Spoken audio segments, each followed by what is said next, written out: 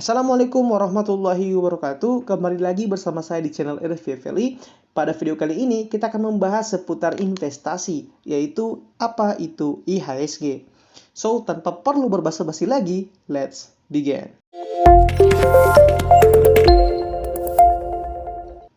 Ketika kita menjadi seorang investor, maka sudah pasti kita sering mendengar kata IHSG. Namun, bagi teman-teman investor pemula, mungkin akan kebingungan ketika ditanya apa itu IHSG.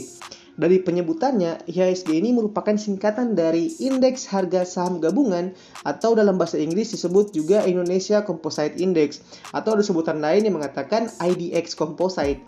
Dulunya, IHSG sendiri diperkenalkan pada tanggal 1 April 1983 sebagai indikator pergerakan harga saham di Bursa Efek Indonesia yang saat itu masih bernama Bursa Efek Jakarta. Adapun definisi atau pengertian dari IHSG ini adalah indeks yang mengukur kinerja harga semua saham yang tercatat di papan utama dan papan pengembangan Bursa Efek Indonesia. Dalam bahasa gampangnya, IHSG ini disebut sebagai barometer yang menunjukkan naik turunnya harga saham secara gabungan di Bursa Efek Indonesia. Ada banyak saham yang tercatat di papan utama Bursa Efek Indonesia, di mana saham-saham tersebut memiliki pergerakan yang berbeda-beda. Ada yang naik, ada yang turun, ataupun ada yang stagnan. Adapun IHSG ini mencerminkan pergerakan rata-rata dari keseluruhan saham-saham tersebut. Dengan kata lain, apabila IHSG naik, maka sebagian besar-besar saham di bursa juga ikut mengalami kenaikan. Dan hal ini berlaku sebaliknya. Jadi bagaimana? Sudah paham kan?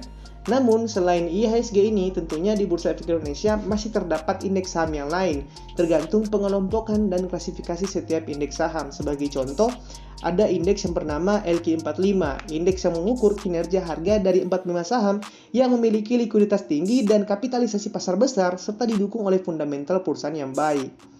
Atau ada indeks saham syariah Indonesia, Indonesia Syariah Stock Index, indeks yang mengukur kinerja harga seluruh saham di papan utama dan papan pengembangan yang dinyatakan sebagai saham syariah sesuai dengan daftar efek syariah yang ditetapkan oleh otoritas jasa keuangan.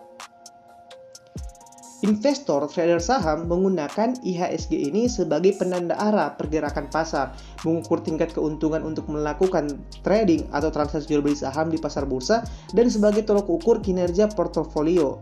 Sebagai contoh, IHSG ini biasanya menjadi cerminan dari pergerakan saham-saham yang masuk dalam LQ45 atau indeks-indeks saham lainnya. Mungkin itu saja untuk video kali ini, semoga bermanfaat dan see you in the next video.